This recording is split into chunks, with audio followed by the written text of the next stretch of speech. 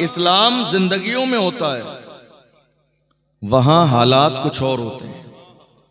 मैं आपको बताऊं, कई बार ऐसा होता है जलसों में जाने के बाद इंतजामिया में से कुछ लोग आके कान में कहते हैं, हजरत जरा सा ख्याल रखना, जरा सा ख्याल रखना। क्योंकि उन्होंने कई जगह हमारी कई मौजूआत पर तकरीरें सुनी है, इस्लाही भी सुनी है और इनकलाबी भी सुनी है, तो उन्हें डर लगता है कि कहीं इनकलाबी तकरीर ना हो जाए। कहते हैं हजरत आप बहुत ज्यादा खुल के बोलते हैं, दबते नहीं है, क्या बात है, क्या बहुत बैकग्राउंड मजबूत है? मैं कहता हूं बता दूंगा तो तुम्हारा कलेजा दहल जाएगा। मेरे बैकग्राउंड की बात करते हैं, और रही दबने की बात, अरे क्या दबे जिस पे हिमायत कहो पंजा तेरा, क्या दबे जिस पे हिमायत कहो पंजा तेरा, शेर को खतरे में लाता नहीं कुत्ता तेरा। इमाम अहमद रजा के गुलाम न कभी डरते हैं, न कभी दबते हैं, न कभी छुपते हैं, न कभी भागते हैं, और वो जिस अंदाज में जहां भी होते हैं साबित कदम रहते हैं और जमाने को ये पैगाम दे देते हैं, याद रखना भागने वाले नहीं है, जान जाती है तो जाती रहे, मगर मुस्तफ़ा की अजमत पर आंच नहीं आने देंगे। हुजूर की शान में एक जर्रे के बराबर गुस्ताखी को बर्दाश्त नहीं करेंगे। बहुत सारे लोग कहते हैं हजरत जरा सा ख्याल रखिएगा, ऐसी तकरीर करना कि किसी को बुरी न लगे, किसी को तकलीफ ना हो, ऐसी बात बताना किसी को बुरा ना लगे। मैं कहता हूं इसका मतलब यह है, ना जिना की बात की जाए जो कि हमारी कौम में आम हो चुका है आज की तारीख में, न सट्टे की बात की जाए कि हमारे जवानों में आम हो चुका है, न शराब की बात की जाए, न बेपर्दगी की बात की जाए, न नमाजों को छोड़ने की बात की जाए, कोई बात की ही नहीं जानी चाहिए।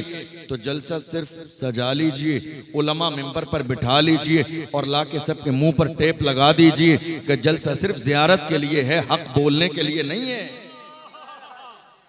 जलसा सिर्फ जियारत के लिए, हक बोलने के लिए नहीं है। मगर याद रखना कोई भी हो किसी और का मानने वाला चूक सकता है, अहमद रजा के गुलाम न कभी चूके हैं न कभी चूक सकते हैं। वो तो जब बोलने का मौका आता है तो खुल के कहते हैं, इसलिए कि हमें बेबाकी इमाम अहमद रजा ने घुट्टी में पिलाई है। जिस इमाम से कहा था नानपारा के नवाब की तारीफ कर दो, तो जलाल में आगे इरशाद फरमाया, अहमद रजा दुनियादार की नहीं तारीफ करेगा तो मदीने के ताजदार की तारीफ करेगा, अहमद मुख्तार की तारीफ करेगा।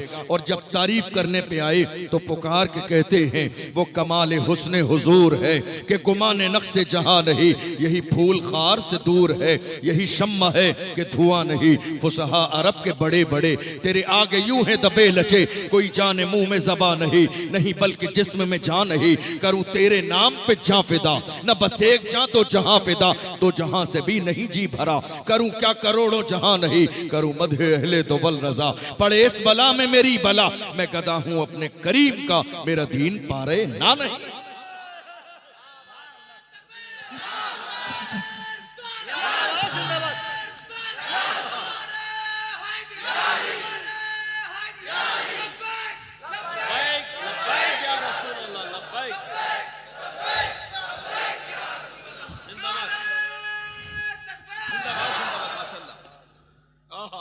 कोशिश कीजिए, मैं आपको एक छोटी सी बात बताऊं।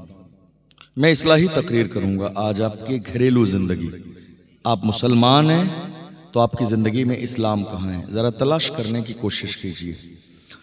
दुनिया में आमतौर पर बहुत सारे लोगों को देखा यह जाता है कि उन्हें कहीं ना कहीं इस बात का जो है ना एक कह लीजिए जहन पे भूत सवार होता है कि हम जो है ना बहुत हाई फाई तकरीर करें, भले लोगों के सर से ऊपर से गुजर जाए, ताकि लोग समझें बहुत काबिल है।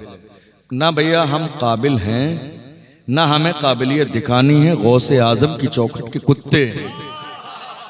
और बस बात वही करते हैं जो गौसे आजम की बारगाह से हमें फैजान मिलता है। याद रखना, हम बड़ी बड़ी बातें करके चले जाएं, आप बड़ी बड़ी बातें सुन के नारे लगा के चले जाएं, लेकिन अगर जिंदगियों में इस्लाम बाकी न रहा तो तो क्या चेहरा दिखाएंगे क़यामत के दिन मुस्तफ़ा जान रहमत को? कौन सा चेहरा लेकर जाएंगे मुस्तफ़ा जान रहमत की बारगाह में अगर ज़िंदगी में इस्लाम बाकी न रहा?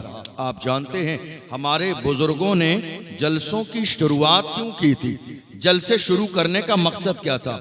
आप जानते हैं ये जलसा, ये एक रात का मदरसा है। मदरसा उन लोगों के लिए जिनकी उम्र मदरसे में जाने वाली नहीं है, जो काम करने वाले हैं, जो बिजनेस करने वाले हैं, जो बाज़ाब्ता खेती करने वाले हैं, जिनके पास रोजाना मदरसे में जाने का वक्त नहीं है, उनके लिए साल में एक रात का मदरसा लगाया जाता है। किसी शहर में हर महीने, किसी शहर में साल में 2 बार, किसी शहर में 3 बार, ये एक रात का मदरसा है। मदरसे का मतलब ये है कि कुछ सिखाने के लिए, कुछ पढ़ाने के लिए, ये बताने के लिए कि आप मोमिन हैं, ये बताने के लिए कि दीन क्या है, ये बताने के लिए कि इस्लाम क्या है। और अगर ये सीख गए तो याद रखना दुनिया भी कामयाब हो जाएगी, आखिरत भी कामयाब। तो ये एक रात का मदरसा है और यहां क्या करना है? आपको सीखना है। क्या करना है? यहां सीखेंगे, सीखेंगे इंशाअल्लाह। देखिए कई बार ऐसा होता है और हमें अफसोस भी होता है कुछ लोगों को देखकर जो बहुत तेजी के साथ तकरीर करके गुजर जाते हैं, ऐसी तकरीर कि कौम के समझ में एक जुमला भी नहीं आता है। मुझे नहीं लगता है कि उस जलसे का कोई मकसद हुआ, क्योंकि अगर मैं 80 की स्पीड से बोलूं और आपको इतनी समझ में आती होती तो मुझे बुलाने की जरूरत ही नहीं थी। है? मुझे बुलाने की जरूरत ही नहीं थी। आपने मुझे बुलाया इसलिए है कि हम कोई दीन का पैगाम सुने, समझे, ताकि उसके मुताबिक अमल करें। जो बात समझ में नहीं आएगी आपके तो आप उस पर अमल कैसे करेंगे? मेरी बात समझ आ रही है आपको? कोशिश कीजिएगा कि हम समझें। तकरीर उसी को कहते हैं जो हमारे समझ में आए। तकरीर उसी को कहते हैं जिसको हम समझें, जो हमारे दिल पर असर करे, जो हमारी जिंदगियों में इनकलाब बर्पा करे। बात करना बहुत आसान है, लेकिन याद रखना ये जो जबान चल रही है ना, इस जबान को भी हिसाब देना है क़यामत के दिन।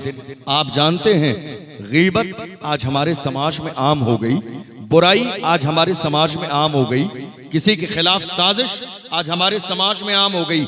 हमारे यहाँ जितना जबान का गलत इस्तेमाल हो रहा है, दूसरी किसी चीज का गलत इस्तेमाल नहीं हो रहा है। हम जहां बैठ रहे हैं, 2 लोग बैठे हैं, जिक्र किसी तीसरे का है। जहां 3 लोग बैठे हैं, जिक्र किसी चौथे का है।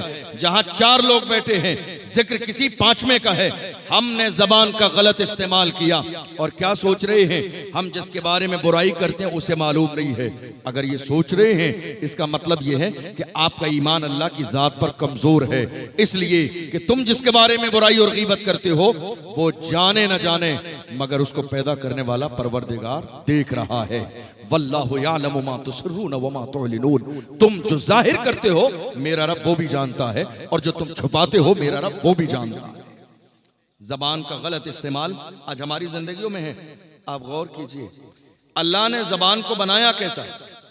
अल्लाह ने जबान को 32 दांतों की कैद में रखा, 32 दांतों के बीच में कैद में, ताकि गलत इस्तेमाल ना हो। लेकिन उसके बावजूद सबसे ज्यादा गलत इस्तेमाल आज हमारी जबान का हो रहा है। यही जबान है जिसकी वजह से भाई भाई से जुदा हो जाता है। यही जबान है जिसके गलत इस्तेमाल की वजह से इमाम मुक्तदी से जुदा हो जाता है। यही जबान है जिस जबान की वजह से बीवी शौहर से जुदा हो जाती है। यही जबान है जिस जबान के गलत इस्तेमाल की वजह से आज मोहल्ले टूट रहे हैं, समाज टूट रहे हैं, बिरादरियां टूट रही हैं, सिर्फ जबान के गलत इस्तेमाल की वजह से। अगर दिल के कानों से सुन रहे हैं तो मेरी बात सुन के जाइएगा और दिल पे हाथ रख के सुनिएगा। जिन्होंने जिंदगी में जबान का गलत इस्तेमाल किया, याद रखना हमने ऐसे लोग भी देखे हैं जो जबान का गलत इस्तेमाल करते रहे, बुराई करते रहे, गीबत करते रहे, किसी के खिलाफ साजिश करते रहे, सुबह से शाम तक जबान का इस्तेमाल करते रहे। गलत इस्तेमाल जबान का हमने ऐसा भी देखा। एक दिन ऐसा भी आया कि अल्लाह ने उनको फालिज की बीमारी में मुब्तला कर दिया। जबान पर फालिज का असर हो गया।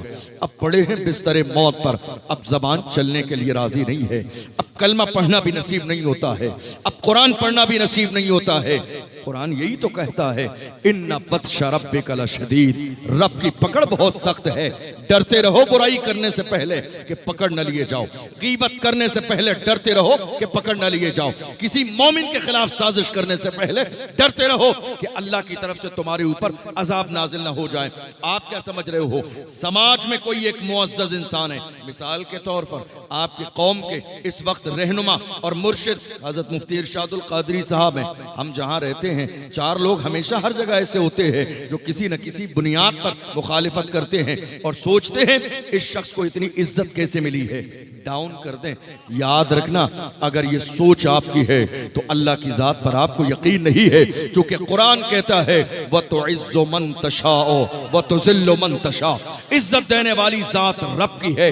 रब जिसे इज्जत देना चाहे, मेरे नबी फरमाते हैं पूरी दुनिया अगर इस बात पर जमा हो जाए कि मिलकर तुम्हें नुकसान पहुंचाए, मेरा रब न चाहे तो नुकसान नहीं पहुंचा सकते, और अगर दुनिया इस बात पर जमा हो जाए कि तुम्हें फायदा पहुंचाए मगर मेरा रब न चाहे तो फायदा नहीं पहुंचा सकते। हम तो बड़े खूबसूरत अंदाज में ऐसे लोगों को कहते हैं, नादान को इस बात का बिल्कुल नहीं पता, व तुइज़्ज़ु मन तशाओ व तुज़िल्लु मन तशा, अल्लाह के हुजूर ये होता है फैसला, व तुइज़्ज़ु मन तशाओ व तुज़िल्लु मन तशा। झूठी नवाज़िशात की बारिश फजूल है, हमको जलील करने की साजिश फजूल है। झूठी नवाज़िशात की बारिश फजूल है, हमको जलील करने की साजिश फजूल है। हमारा कदम कदम पे मददगार है खुदा, व तुइज़्ज़ु मन तशाओ व तुज़िल्लु मन तशा। आज रोजाना कितने लोग मिलते हैं, हजरत दुआ कर दीजिएगा। किस बात की दुआ कराना चाहते हैं, दुआ कर देंगे, बताइए। का चंद लोग दुश्मन पीछे लगे हैं, वो मेरी इज्जत खराब करना चाहते हैं। मैं कहता हूँ खुदा के बंदे जाके सजदा किया कर 5 बार खुदा की बारगाह में, और इस बात से न डर फला पड़ोसी तेरी इज्जत खराब कर देगा। इज्जत ना उसने दी है ना वो खराब कर सकता है, इज्जत देने वाली जात मेरे रब की है। रब ने तुझे इज्जत दी है, इसलिए यकीन कर अल्लाह की जात पर। जब तक तेरे कदम गुनाह की दहलीज पर न जाएंगे तू कभी जलील और रुसवा नहीं होगा। जब तक तू खुदा की नाफरमानी नहीं करेगा कभी जलील और रुसवा नहीं होगा। कभी तू बुराई के रास्ते पर चलेगा तब जाके जिल्लत तेरा मुकद्दर बन जाएगी। इसलिए हम मोमिन हैं। हमारी जिंदगी देख लीजिए कहां हमारी जिंदगी गुजर रही है, गुनाहों में, शराब के अड्डों पर। हमारे 18 साल के जवान कहां हैं, 17 साल के जवान कहां हैं, शराब के अड्डे पर। आपको हैरत होगी इस वक्त सबसे ज्यादा जिना आम हो गया, सबसे ज्यादा जिना इस वक्त आम है। आप मुझसे कहिए मैं बड़ी हाई फाई तकरीर करके चला जाऊंगा, आप सुन भी लेंगे, सुभान अल्लाह माशा अल्लाह भी कह देंगे, मगर कल कयामत के दिन सवाल मुझसे भी होगा दीन कहां फैलाया, सवाल आपसे भी होगा कि दीन सीखा क्यों नहीं। बड़ी बड़ी बातें करना बहुत आसान है, लेकिन फिक्रे आखिरत करना बहुत मुश्किल काम है। कब्र के बारे में सोचना बहुत मुश्किल काम है। क्या सोच रहे हो, मेरी उम्र 22 साल की है तो अभी मेरे लिए जिंदगी की कई सालें बाकी है। नहीं मेरे अजीज, आगाह अपनी मौत से कोई बशर नहीं। सामान 100 बरस का है, पल की खबर नहीं, तुम्हें अंदाजा भी नहीं है। हम जब 500 किलोमीटर का रोजाना सफर करते हैं तो हम देखते हैं 5-5 जगह लाशें पड़ी हुई हैं, जिस्म रोड से चिपक गया है, ट्रक का पहिया ऊपर से गुजर के चला गया है, जिस्म बाकी नहीं है, सर अलग है, धड़ अलग है, हाथ अलग है, पैर अलग है। देखकर जिस्म के रोंगटे खड़े हो जाते हैं। यही था नादान दौलत पे गुरूर करने वाला, यही था मालदारी पे गुरूर करने वाला, यही था हुस्न और जमाल पर गुरूर करने वाला। खुदा ने दिखा दिया बादशाही सिर्फ मेरी है, ताकत सिर्फ मेरी है, पावर सिर्फ मेरा है।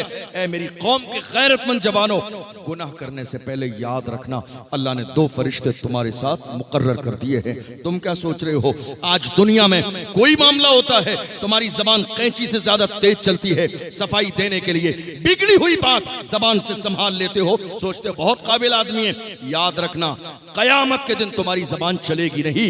अल्लाह का कुरान कहता है अल यौमा नख्तिमु अला अफवाहिहिम व तुकल्लिमुना ऐदीहिम व तशहदु अर्जुलुहुम बिमा कानू यअमलून। जबान बोलेगी नहीं, मोहर लगा दी जाएगी, तुम्हारे जिस्म के आज़ा तुम्हारे खिलाफ गवाही देंगे। जबान जबान बोलेगी नहीं, हाथ तुम्हारे खिलाफ गवाही देंगे, पैर तुम्हारे खिलाफ गवाही देंगे, जिस्म का एक एक हिस्सा तुम्हारे खिलाफ गवाही देगा। आज हमारे यहाँ सबसे बड़ा मसला क्या है? हमारी और आपकी जबानों पर सवाल सिर्फ इतना है, हजरत क्या करें? कारोबार नहीं चलता है, हजरत क्या करें? परेशानी बहुत है। दिल के कानों से सुनिएगा, एक एक बात कुरान और हदीस की रोशनी में सुनाऊंगा आपको, दिल के कानों से सुन के जाइएगा और अपनी जिंदगी में शामिल करने की कोशिश कीजिएगा। आज शिकवा क्या है? हजरत कोई ऐसा तावीज मिल जाए कि हमारे कारोबार बेहतर हो जाएं, कोई ऐसी दुआ हो जाए कि हमारी जिंदगी बेहतर हो जाए। आप जानते हैं किसी ने ये बात आपके जहन में डाल दी, साहब किसी ने जादू करा दिया इसलिए कारोबार फेल हो गया है, किसी ने बंदिश करा दी है इसलिए आपकी दुकान नहीं चल रही है, किसी बाबा ने तावीज कर दिया है इसलिए कारोबार और बिजनेस फेल हो गया। मेरे अजीजों, गौर तो करो जरा, सादिक व मसदूक पैगंबर से पूछो, या रसूल अल्लाह रिज्क में हमारे घर में कमी क्यों आई, हमारे घर में ये दौलत की कमी क्यों आई, हमारी जिंदगी में ये परेशानियां क्यों आई? जिस दिन तुम हुजूर से पूछोगे, याद रखना असल चेहरा मेरे नबी की जबान से निकलने वाले जुमले तुम्हें दिखा देंगे कि जिंदगी में परेशानी क्यों है। याद रखना वो तो परवरदिगार इतना करीम है, तुम तो इंसान हो, वो तो समंदर की व्हील मछली को रोजाना क्विंटलों रिस्क अता फरमाता है, वो तुम्हें महरूम कब करेगा? वो तो सांप बिच्छू और कीड़े मकोड़े को भी रिस्क देता है, हम तो फिर अशरफुल मखलूकात हैं। अल्लाह का कुरान कहता है, वमा मिन दाब्बतिन फिल अर्दि इल्ला अल्लाह रिज़्क़ुहा, जमीन में कोई जानवर भी ऐसा नहीं है मगर अल्लाह अपनी रहमत से उसे रिज़्क़ अता फरमाता है। कोई जानवर भी ऐसा नहीं है। आप गौर कीजिए, हमारे रिज़्क़ में कमी कहां से आई? हमारा बिजनेस फेल क्यों हुआ? मैं वजह भी बताऊं और इलाज भी। हमारे कारोबार फेल क्यों हुए? हमारी बेटियों के रिश्ते क्यों टूट गए? हमारी खेतियां तबाह बर्बाद क्यों हो गई? क्या किसी ने तावीज कराया? क्या किसी ने गंडा कराया? या किसी बाबा ने हमारे लिए सिफली अमल कर दिया? नहीं मेरे अजीजों, अल्लाह के महबूब सादिक व मसदूक पैगंबर से पूछ लो। मेरे आका सल्लल्लाहु अलैहि वसल्लम इरशाद फरमाते हैं, जिना में 6 मुसीबतें हैं, जिना में 6 मुसीबतें हैं, 6 मुसीबतें। जब कौम में जिना आम हो जाए, जब जवान जिना की दहलीज पे कदम रखते हैं, जब हमारे जवान रात को अपनी रंगीन करने लगे, जब जवानों को अपनी जवानी का एहसास न हो। जवानों, तुम्हें अंदाजा भी नहीं है, किसी भी दौर में मेरी कौम के जवान ऐसे नहीं थे जो आज गुनाहों की दहलीज पर हैं। डॉक्टर इकबाल से पूछो जवान कैसे थे, तो डॉक्टर इकबाल ने कहा था मेरी कौम के जवान ऐसे थे, टल न सकते थे अगर जंग में अड़ जाते थे, पांव शेरों के भी मैदान से उखड़ जाते थे, तुझसे सरकश हुआ कोई तो बिगड़ जाते थे, तीर क्या चीज है हम तोप से लड़ जाते थे, शान आंखों में न जचती थी जहादारों की, कलमा पढ़ते थे हम छाओं में तलवारों की, हम जो जीते थे तो जंगों की मुसीबत के लिए या रसूल अल्लाह, और मरते थे तेरे नाम की अजमत के लिए। दश्त तो दश्त है, दरिया भी न छोड़े हमने, बहरे जुल्मात में दौड़ा दिए घोड़े।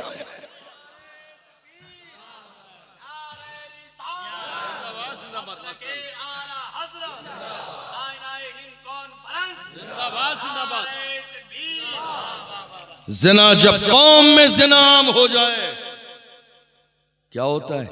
6 मुसीबतें आती हैं बंदे की जिंदगी में, 3 दुनिया में और 3 मरने के बाद की जिंदगी में। मेरी बात समझ आ रही है? आप सबको समझ आ रही है? आप बोर तो नहीं हो रहे? परेशान तो नहीं हो रहे? टॉपिक बदलना तो नहीं है मुझे? इसी पे कंटिन्यू करूं? मेरे आका ने फरमाया, मुसीबत क्यों आती है, परेशानी क्यों आती है, कारोबार फेल क्यों होता है, रिस्क में तंगी क्यों आती है, बीमारियां क्यों आती हैं, जिल्लत क्यों आती है, रुसवाई क्यों होती है, आजमाइशें क्यों आती है? मेरे आका फरमाते हैं, जब इंसान जिना का आदी बन जाए, जब इंसान जिना करने लगे तो जिंदगी में 6 मुसीबतें आती हैं, 3 दुनिया की जिंदगी में, 3 मरने के बाद की जिंदगी में। या रसूल अल्लाह, दुनिया की जिंदगी में जो 3 मुसीबतें आती हैं जरा इरशाद फरमाइए वो 3 मुसीबतें क्या हैं? मेरे आका ने फरमाया, पहली मुसीबत ये है, पहली मुसीबत ये है कि बंदे का रिज्क से बरकत को ख़त्म कर दिया जाता है। बंदा एक एक लुक़मे के लिए परेशान हो जाता है, एक एक लुक़मे के लिए तरसता है, एक एक लुक़मे के लिए तड़पता है। तुम्हें अंदाजा नहीं है, जिस कौम में ज़िना आम हो जाता है वो कौम ज़िल्लत और रुसवाई के दलदल में फंस जाती है। एक एक लुक़मे के लिए लोग परेशान हो जाते हैं। जिस कौम में ज़िना आम हो जाए, तुमने देखा नहीं, कोरोना का ज़माना हमारे लिए सबसे बड़ी मिसाल है। कितने लोग सिर्फ रोटी न मिलने की वजह से मर गए, कितने लोग जो है दुनिया को छोड़ के चले गए सिर्फ इस बुनियाद पर कि उन्हें खाना ना मिला।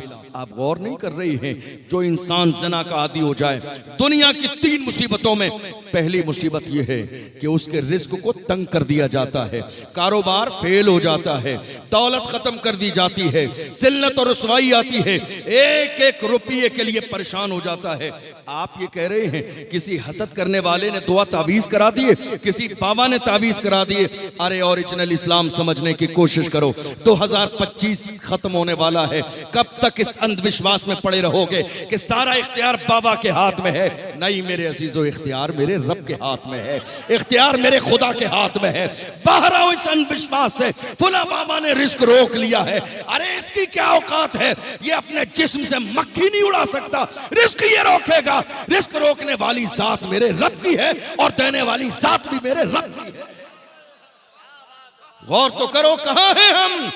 मेरे नबी ने बता दिया तुम्हारे रिस्क में तंगी है। वजह यह है कि कौम में गुनाह हो रहा है, वजह यह है कि जवान जिना की दहलीज पे कदम रख चुके हैं, वजह यह है कि बेटियों की आबरू सलामत नहीं है, वजह यह है कि बेटियों ने पर्दा छोड़ दिया है।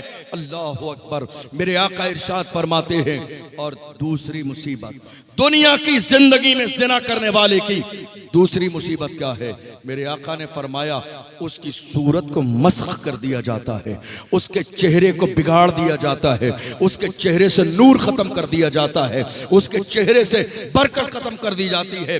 कहाँ जा रहे मेरे जवान? शादी में जाना है तो जा रहे हैं सैलून वाले के पास, फेशियल ऐसा करना कि मेरा चेहरा चमक जाए। अरे नादान इंसान, दुनिया की कोई क्रीम तेरे चेहरे को चमका नहीं सकती। चमक चेहरे पे खुदा की रहमत से आती है, चेहरे पे चमक खुदा के करम से आती है। दुनिया की किसी क्रीम की, किसी सैलून वाले की ये हैसियत नहीं है कि खुदा गुनाह की वजह से रौनक छीन ले तो दुनिया का कोई ताकतवर इंसान चेहरे पे रौनक वापस कर दे। पैगंबर फरमाते हैं चेहरा बिगाड़ दिया जाता है जिना करने वाले का। या रसूल अल्लाह, तीसरी मुसीबत क्या है? मेरे आका ने फरमाया जिना करने वाले की जिंदगी में तीसरी मुसीबत यह है कि उसकी उम्र कम कर दी जाती है, उसे मौत जल्दी आती है, मौत उसे जल्दी आती है, उसकी उम्र कम कर दी जाती है। आप देख नहीं रहे हैं हमारे यहाँ क्या कहा जाता? अरे कल शाम को तो मुलाकात हुई थी, अच्छा भला था, बीमार नहीं था, अचानक से रात को मर गया। सुबह ही तो मुलाकात हुई थी, अभी बाजार ही में तो मिला था, अभी तो साथ में खाना खा के गया है, 4 दिन पहले शादी में मिला था, अभी फलां जगह। ये जो जुमले हमारी जबान पर हैं, तुम्हें अंदाजा नहीं मेरे नबी ने क्या फरमाया? उम्र से बरकत को खत्म कर दिया जाता है, उम्र कम कर दी जाती है, फिर मौत बहुत तेजी के साथ आती है। देख नहीं रहे हो, एक एक दिन में कभी कभी जब शहर का बड़ा कब्रिस्तान हो जाके देख लीजिए, एक एक दिन में जनाजे की नमाज हटाई जाती है, हजरत दूसरा जनाजा तैयार, दूसरा हटाया गया, हजरत 5वां जनाजा तैयार। एक एक शहर के अंदर 10-10, 15-15 जनाजे आज की तारीख में रखे हुए हैं। हम कब सोचेंगे, हम कब सोचेंगे खुदा ने हमें अक्ल क्यों अता फरमाई, खुदा ने हमें कुरान जैसी दौलत क्यों दी है, ताकि हम पढ़ें और पढ़ने के बाद समझें। 3 मुसीबतें इंसान की जिंदगी में। कहा या रसूलल्लाह, मरने के बाद क्या तकलीफ है? हुजूर ने फरमाया मरने के बाद की तकलीफ यह है कि अल्लाह कयामत के दिन ज़िना करने वाले बंदे से नाराज होगा, उसकी तरफ देखेगा भी नहीं, नाराज होगा मेरा परवरदिगार। और दूसरी बात का अल्लाह ऐसे बंदे से सख्त हिसाब लेगा, सिर्फ हिसाब नहीं लेगा, सख्त हिसाब लेगा। और तीसरा फरमाया जहन्नम में डाल दिया जाएगा ऐसे बंदे को, उसके लिए जहन्नम। और जहन्नम कैसी है?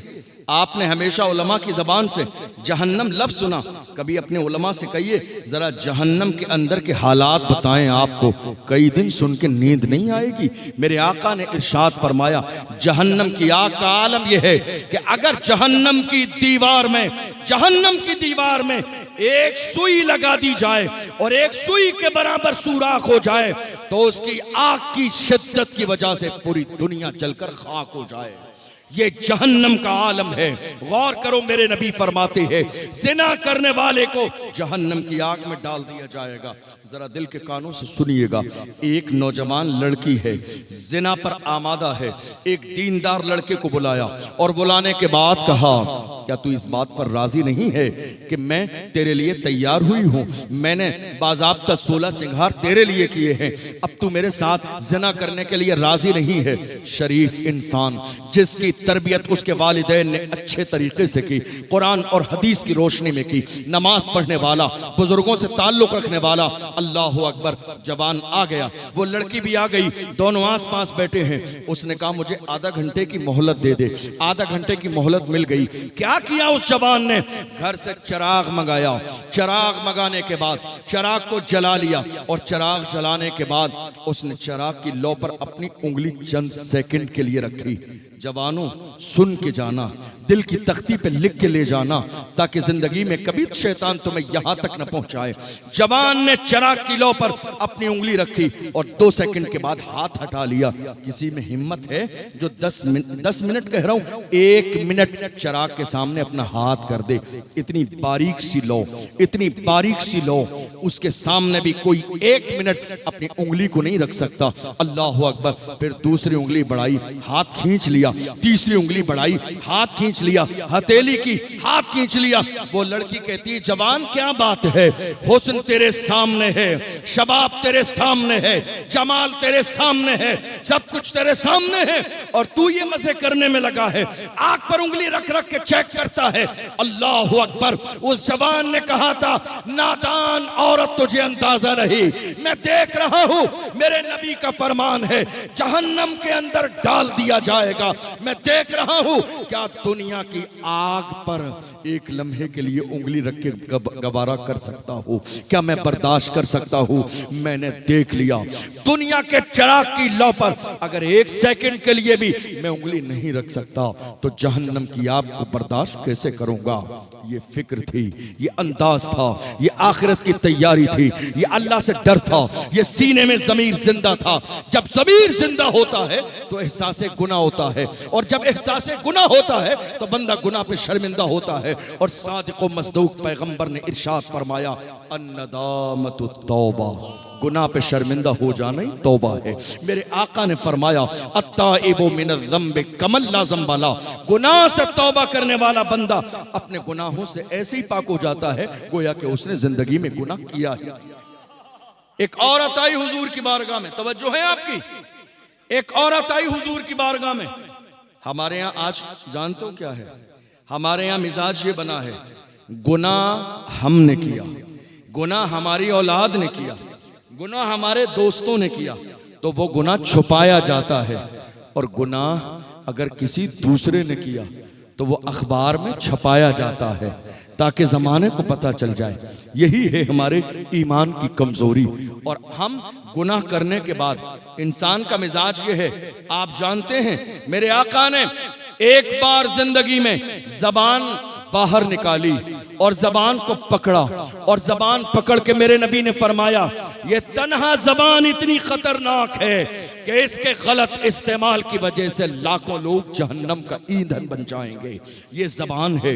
इंसान गुनाह करने के बाद बजाय इसके ये कह दे गलती हो गई, एक जुमला कह दे मुझसे गलती हो गई, जब वो कह दे गलती हो गई बात खत्म हो गई। मगर आज का इंसान कैसा है, एक जुमला कहने के बजाय 1000 गलत दलीलें दे देता है सिर्फ अपने आप को सही साबित करने के लिए। अल्लाह अकबर। मेरे आका सल्लल्लाहु अलैहि वसल्लम के दीवानों, उस दौर में लोगों का मिजाज क्या था? वो गुनाह करते थे तो गुनाह करने के बाद चल के हुजूर की बारगाह में आते थे, और वो ये चाहते थे कि गुनाह की सजा हमें दुनिया ही में मिल जाए ताकि मरने के बाद हमें जलील और रुसवा न होना पड़े। आज हमारी जबान पर क्या जुमला है? जन्नत हमारी है और हमारे बाप की है। ये जुमला हम जज्बाती होके बोल देते हैं, मस्ती और मजाक में बोल देते हैं। तुम्हें अंदाजा भी नहीं, दुनिया जिस जात को गौसे आजम कहती है, जमाने ने देखा कंकरियों के ऊपर सक रख कर गौसे आजम दुआ कर रही है, ऐ अल्लाह अगर मेरे आमाल तेरी बारगाह में कबूल करने के काबिल न हो तो कयामत के दिन मुझे नाबीना उठाना, ताकि मैदान महशर में दुनिया के सामने मुझे शर्मिंदगी न हो। कौन गौसे आजम? अल्लाह अकबर। कौन गौसे आजम? जिनकी शान ये है पूरी दुनिया में रहने वाला बंदा परेशानी के वक्त में उन्हें पुकारता है तो आज की तारीख में भी बगदाद मुअल्ला से मदद पहुंचती है। ये शान गौसे आजम रदी अल्लाह ताला अन्हु की है। मगर आजिज़ी देख लीजिए, मगर तवाज़ो देख लीजिए अल्लाह की बारगाह के अंदर। अल्लाह अकबर। हम छुपाने में लगे हैं, अपने गुनाह पर शर्मिंदा नहीं है। एक औरत आई हुजूर की बारगाह में, तवज्जो है आपकी? एक औरत आई हुजूर की बारगाह में, कहा या रसूल अल्लाह तहिरनी, या रसूल अल्लाह, या रसूल अल्लाह मुझे पाक कर दें। क्या कहा? सब बोलिए, या रसूल अल्लाह मुझे पाक कर दें। मेरे आका ने फरमाया क्या हुआ? कहा या रसूल अल्लाह शैतान ने बरगला दिया, मुझसे जिना हो गया। वो चाहती तो छुपा लेती, वो चाहती तो बताती नहीं, वो चाहती तो चल के नहीं आती, वो चाहती तो किसी को पता नहीं चलता। आप जानते हैं जिना कहाँ होता है? रोडों पे जिना नहीं होता है। ये और बात है जो दूसरे जिना है आज वो रोडों पे भी होने लगे हैं, वरना जिना रोडों पे नहीं होता है। अंधेरी रात में जिना होता है, तन्हाई में जिना होता है। यानी जिना करने वाले अगर आम तौर पर न बताएं तो किसी को पता नहीं चलेगा जब तक वो जिंदा रहेंगे कि इसने जिना किया है या जिना नहीं किया है। मगर एक होता है ज़मीर का जिंदा होना। इंसान से गुनाह हो जाए तो वो कब्र में जाने से पहले ये सोचता है कि कब्र में मुस्तफा का दीदार होगा, कहीं ऐसा ना हो मेरे इस गुनाह की वजह से मुस्तफा मुझसे चेहरा फेर ले। इसलिए मरने से पहले जहां ज़मीर जिंदा होता है इंसान तौबा की कोशिश करता है। आई हुजूर की बारगाह में, कहा तहिरनी या रसूल अल्लाह, या रसूल अल्लाह मुझे पाक साफ फरमा दे। हुजूर ने फरमाया क्या हुआ? कहा या रसूल अल्लाह जिना हो गया है। देखो रहमतुल लिल आलमीन पैगंबर की शान क्या है। मेरे आका ने ये नहीं फरमाया अभी इसे संसार किया जाएगा, अभी इसे कोड़े लगाए जाएंगे, बल्कि अल्लाह के महबूब ने इरशाद फरमाया तेरे पेट में जो बच्चा है उसका कोई जुर्म नहीं है, इसलिए जा चली जा, जब तक बच्चा पैदा न हो जाए तब तक तुझे सजा न दी जाएगी। जब बच्चा पैदा हो जाए उसके बाद आना। पैदा हुआ, वो औरत वापस आई, एक रिवायत में है फिर मेरे नबी ने लौटाया, कहा अभी दूध पीने का जमाना है, बच्चा दूध कहां से पिएगा? चूंकि महबूब रहमतुल लिल आलमीन भी है, उन्हें औरत की परवाह भी है तो पैदा होने वाले बच्चे की परवाह भी है। अल्लाह अकबर फरमाया 2 साल दूध पीने का जमाना मुकम्मल कर ले तब आना। गौर तो करो क्या एहसास था उस दौर का, क्या ज़मीर थे लोगों के। गुनाह हो भी जाता था तो एहसास गुनाह मौजूद होता था। वो जानते थे ये दुनिया फानी है। अल्लाह का कुरान कहता है कुल्लु मन अलैहा फान व यब्का वजहु रब्बिका ज़ुल जलाल वल इकराम। सारी चीजें फना होने वाली है, बाकी रहने वाली सिर्फ अल्लाह की जात। ये दौर था। एक जमाना आया मेरे रसूल की बारगाह में, मैं हदीस सुना रहा हूं आपको, ये किस्से नहीं है, कहानियां नहीं है, बुखारी की हदीस है। मेरे नबी की बारगाह में एक जवान आया। अंदाजे तबलीग क्या होता है, किसी को समझाने का तरीका क्या होता है। आज हमारा रवैया ऐसा है, सगा बेटा हमसे राजी नहीं है, सगी बेटी हमारे रवैये से राजी नहीं है, बहन हमारे रवैये से राजी नहीं है। हम किसी की क्या इस्लाह करेंगे? लेकिन आज भी अगर हम इस्लाह करने का सही माना में मिजाज रखते हैं तो हम जहां भी खड़े हो जाएंगे वहां भी लोगों की इस्लाह कर लेंगे, सिर्फ इस बुनियाद पर कि हमारे दिल में इस्लाह का जज्बा हो, लेकिन पर्दे के साथ, किसी मोमिन को जलील और रुस्वा करके नहीं। जबान आया और जानते हो आने के बाद अंजुमन लगी है, सहाबा मौजूद है, कहा या रसूल अल्लाह इज़्न ली बिज़्ज़िना, या रसूल अल्लाह मुझे जिना की इजाजत दें। जवान है, कलमा नहीं पढ़ा है, हुजूर की बारगाह में आके कहता जिना की इजाजत दें। अल्लाह अकबर। गौर करो, जहां सहाबा बैठे हो वहां जवान इजाजत किसकी मांग रहा है? दीन के काम की नहीं, गुनाह करने की इजाजत। किससे? रसूलुल्लाह से। सहाबा नाराज हो गए, कुछ लोग आगे बढ़े, नाराजगी का माहौल हुआ। लेकिन करम करने वाले पैगंबर ने दूर बैठा था तो मोहब्बत और ज्यादा आम की और करीब बुला लिया। आज हालत यह है, मस्जिद का इमाम अगर शराबी के पास जाके बैठ जाए तो उसके इमामत से निकलने की वजह यही है, शराबी के पास क्यों बैठे थे, तहज्जुद गुजार के पास क्यों नहीं। अरे वो तो पहले से तहज्जुद गुजार है, जरूरत तो शराबी को है, जरूरत तो जानी को है, जरूरत तो बदकार को है, जरूरत तो उसको है जो दीन से दूर है। उलमा चापलूसी के लिए नहीं जाते हैं, उसके सीने में मुस्तफा के इश्क का चिराग जलाने जाते हैं।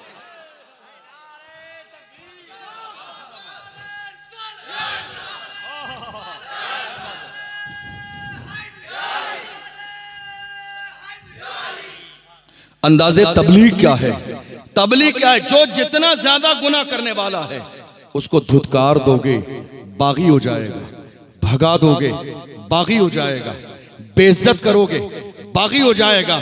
किसी ने कहा था ना, मोहब्बत फातिह आलम, मोहब्बत फातिह आलम। कभी इस जुमले पर गौर किया? मोहब्बत फातिह आलम क्या मसला है और क्या मतलब है मोहब्बत फातिह आलम का? मोहब्बत फातिह आलम का मतलब यह है, तुम मोहब्बत लेकर जिधर जिधर जाओगे लोग तुम्हारे कदमों में अपने दिल बिछा देंगे, अपनी नजरों को बिछा देंगे, इसलिए कि मोहब्बत से बड़ा फार्मूला कोई भी नहीं है। ये मेरे मुस्तफा की मोहब्बत थी। जब के जमाने ने पुकार के कहा, एक अरब ने आदमी का बोल बाला कर दिया, खाक के जर्रों को हम दोषे सुरैया कर दिया, खुदरत है जो राह पर औरों के हादी बन गए। क्या नजर थी जिसने मुर्दों को मसीहा कर दिया। गौर कीजिए, करम देखिए, गुनाह की इजाजत मांगने वाला, मगर अंदाजे मुस्तफा क्या है? का करीब आओ, और करीब बुलाया, बराबर बिठाया। और अब मेरे नबी एहसास दिला रहे हैं, जवानों सुन के जाइएगा, शायद तुम्हारी जिंदगी में आज के बाद इंकलाब पैदा हो। मेरे आका ने फरमाया, जवान क्या कहता है? कहा या रसूल अल्लाह ज़िना की इजाजत दे दें। मेरे आका ने फरमाया, एक बात तो बता, अगर तेरी माँ के साथ कोई ज़िना करे तो तुझे कैसा लगेगा? कहा या रसूल अल्लाह मैं कैसे बर्दाश्त कर सकता हूँ कि मेरी माँ के साथ कोई ज़िना करे। मेरे आका ने फरमाया, तू बर्दाश्त नहीं कर सकता तो तू जिसके साथ जिना करेगा वो भी तो किसी की मां है। तू ये चाहता है जिना करे तो तू ये कैसे बर्दाश्त कर सकता है कि तेरी बहन के साथ जिना किया जाए, तेरी खाला के और पुप्पी के साथ। मेरे नबी कहते रहे, एहसास दिलाते रहे, और आखिर में हुजूर ने उसके दिल पे हाथ मारा और दुआ दे दी। और पैगंबर की दुआ, सुभान अल्लाह, ये जो लब है ना, अल्लाह अकबर। इमाम अहमद रजा कहते हैं, पतली पतली गुले कुद्स की पत्तियां, उन लबों की नजाकत पे लाखों सलाम। नजर देखो पैगंबर की नजर, इमाम अहमद रजा से पूछ लो पैगंबर की नजर की शान क्या है। फरमाते हैं, जिस तरफ उठ गई दम में दम आ गया, उस निगाहे इनायत पे लाखों सलाम। अल्लाह के पैगंबर ने नजर उठा के देख लिया, मुस्तफा जाने रहमत की जबान से जुमले निकले। और पैगंबर की जबान शान क्या है, जो शब को कह दिया दिन है तो दिन निकल आया, जो दिन को कह दिया शब है तो रात हो के रही, तुम्हारे मुंह से जो निकली वो बात हो के रही। वमा यंतिकु अनिल हवा इन हुवा इल्ला वह्युन यूहा। पैगंबर अपनी मर्जी से कुछ नहीं बोलता है, हुजूर की जबान से वही निकलता है जो रब चाहता है। मेरे नबी ने उसके दिल पर हाथ मारा और फरमाया, अल्लाहुम्मा तहिर कल्बा, ऐ अल्लाह इस जबान के दिल को पाक कर दे, व हस्सिन फरजा, इसकी शर्मगाह की हिफाजत फरमा, वग़फ़िर ज़ंबा, ऐ अल्लाह इसके गुनाहों को माफ फरमा। आप गौर कीजिए, मेरे आका सल्लल्लाहु अलैहि वसल्लम ने फरमाया, मन यज़मनु ली मा बैन रिजलैहि व मा बैन लहयैहि अज़मनु लहुल जन्ना। हुजूर फरमाते हैं, तुम में से जो शख्स मुझे दो चीजों की जमानत देगा, मैं बदले में उसे जन्नत की जमानत दूंगा। ज़हन हाज़िर है आपका? जरा हाथ उठा के कहिए, या रसूल अल्लाह। हुजूर की जबान देखें। आज हमारी जिंदगी में मुश्किलात क्यों है? हमें हमारे रसूल की जबान पर यकीन नहीं है, हुजूर की जबान पर हमारा यकीन कमजोर हो गया, इसलिए जिंदगी में परेशानी है। सहाबा की जिंदगी कैसी थी मालूम है? आपने कई बार ये बात सुनी, लज्जत के लिए और बरकत के लिए दोबारा कह दूं, अल्लाह के रसूल ने जब हिजरत फरमाई थी, हमारा हाल क्या है? कोई आपसे कह दे जरा सी मोहल्ले में लड़ाई हो जाए कि तुम्हारा भी नाम है, रात को पुलिस आएगी, कंफर्म नहीं है, यकीन नहीं है, फिर भी आप अपना मोहल्ला नहीं शहर छोड़ के चले जाते हैं कि कहीं रात में पुलिस ना आ जाए। मगर हुजूर के गुलामों का ईमान कैसा था जानते हैं। दुश्मन तलवार लिए खड़े हैं, हुजूर पर हमला करना चाहते हैं। ऐसे आलम में मेरे नबी ने फरमाया, अली मेरे बिस्तर पे सो जाओ, यकीन देखो, मोहब्बत देखो, मेरे बिस्तर पे सो जाओ। एक लम्हे के लिए अली के दिल में ख्याल आया होगा कि शायद हुजूर की मोहब्बत में आज जान देने का वक्त आ गया है। मगर सीनों के राज को जानने वाला पैगंबर, जिसके लिए इमाम अहमद रजा ने कहा, और कोई गैब क्या तुमसे छुपा हो भला, जब ना खुदा ही छुपा तुम पे करोड़ों दुरूद। उस पैगंबर ने अगले जुमले कहा, अली का चेहरा देखकर कहा, अली सुबह उठना। क्या कहा? अली सुबह उठना। यकीन हो गया अब मौत कभी भी आ सकती है, आज की रात नहीं आए। यकीन देखो हुजूर के जुमले पर। लेकिन दिल में ख्याल ये भी आया होगा कि हुजूर तो चले जाएंगे, दुश्मन घर में दाखिल होंगे, मुझे देखेंगे, कहीं ऐसा ना हो हमला ना कर दें। अगले लम्हे मेरे नबी ने सामान दे के कहा, ये मक्के वालों की अमानतें हैं, तुम दे के मदीने आ जाना। अली को यकीन हो गया अब मौत मुझे मक्के में नहीं आएगी, अब मुझे मौत यहां नहीं आएगी। क्यों? हुजूर ने कहा है। लोगों ने एक ज़माने में कहा था, अली हमेशा याद खुदा में रोते रहते हो। कोई ज़िंदगी की रात ऐसी भी है जब बेफिक्र सोए हो। ज़िंदगी की सबसे अच्छी नींद जिस रात में आई हो, मौलाए कायनात ने फरमाया उस रात नींद सबसे अच्छी आई थी जिस रात मेरे नबी ने हिजरत फरमाई थी। दुश्मन तलवार लिए खड़े थे, अली उस वक्त में तो नींद आनी नहीं चाहिए थी। कहा हर रात अली बिस्तर पे सोता कलमा पढ़ के कि शायद जिंदगी की आखिरी रात है। उस रात यकीन था, मेरे नबी ने कहा था सुबह उठना, यकीन था मौत कभी भी आ सकती है मगर आज की रात नहीं आए। हमें हमारे रसूल की जबान पर यकीन नहीं। मेरे नबी ने क्या फरमाया, कौन है तुम में से जो शख्स भी मुझे दो चीजों की जमानत दे, दो चीजों की जमानत दे। हुजूर फरमाते हैं मैं उसे जन्नत की जमानत देता हूं। हुजूर ने फरमाया जो मुझे जबान की हिफाजत दे, कि जबान का गलत इस्तेमाल नहीं करेगा, इसकी जमानत दे, और अपनी शर्मगाह की जमानत दे कि वो शर्मगाह का कभी गलत इस्तेमाल यानी जिना नहीं करेगा। हुजूर फरमाते हैं जिंदगी में जो मुझे दो चीजों की जमानत दे, मैं बदले में उसे जन्नत की जमानत देता हूं। गौर तो करो, गौर तो करो। मेरे आका सल्लल्लाहु अलैहि वसल्लम ने कौमे मुस्लिम को जिना से बचाने के लिए क्या क्या नहीं कहा, कितने तरीके बयान किए, कितने दस्तूर बयान किए। मेरे नबी ने जिना से रोकने के लिए फरमाया इय्याकुम वत्तुरुकात, खबरदार खबरदार रास्तों पे मत बैठा करो, जिना से रोकने के लिए। अल्लाह अकबर। सहाबा ने कहा या रसूल अल्लाह, शाम में कारोबार के बाद हम मिलते हैं, मुलाकात भी होती है, चंद बातें भी हो जाती हैं। फरमाया अगर बैठना इतना जरूरी है तो रास्तों का हक अदा किया करो। या रसूल अल्लाह रास्ते का हक क्या है? फरमाया नजर नीचे रखा करो, किसी गैर महरम पर तुम्हारी नजर नहीं पड़नी चाहिए, इसलिए कि गुजरने वाली किसी की बेटी है, किसी की माँ है, किसी की बहन है, तुम्हारी नजर पड़ेगी। याद रखना, धोखे में एक नजर पड़ जाए माफ है, मगर दूसरी नजर डालोगे तो ये गुनाह कबीरा है। अल्लाह अकबर। गौर तो करें, कुरान में बार बार कहा जा रहा है ए महबूब कुल लिल मुमिनीना यगुद्दू मिन अबसारिहिम व यहफज़ू फुरूजहुम ज़ालिका अज़का लहुम। फरमाया जा रहा महबूब ईमान वालों से कह दो वो अपनी शर्मगाहों की हिफाजत करें, नजरों को नीचा रखें। औरतें भी शामिल हैं मगर ऐलान खास किया जा रहा है वकुल्लिल मुमिनाति यग़ुद्दुना मिन अबसारिहिन्ना व यहफ़ज़ना फुरूजहुन्ना वला युब्दीना ज़ीनतहुन्ना। महबूब ऐलान कर दो औरतें अपनी शर्मगाहों की हिफाजत करें, अपनी जीनत को जाहिर न करें। गौर करो, कुरान किसके लिए नाजिल किया गया? हमारे लिए। ये दीन किसके लिए आया? हमारे लिए। दीन आज हमारी जबानों पर है, हमारी जिंदगियों में इस्लाम कहाँ है? गुनाह हमारे यहाँ, शराब हमारे यहाँ, जिना हमारे यहाँ, बुराई के रास्ते हमारे यहाँ, ये सारी गुनाह वाली चीजें हमारे यहाँ है। फिर भी हमें शिकवा ये है कि हमारी जिंदगी में मुश्किलात क्यों हैं, परेशानियां क्यों हैं। आप पूछेंगे हजरत आप जिना पर तकरीर कर रहे हैं, इतना बड़ा गुनाह है, लेकिन हमारे समाज में ये गुनाह दाखिल कहाँ से हुआ है? ये जिना आया कहाँ से है? तो सुनिए ये बीमारी कौमे मुस्लिम में कहां से शामिल हुई।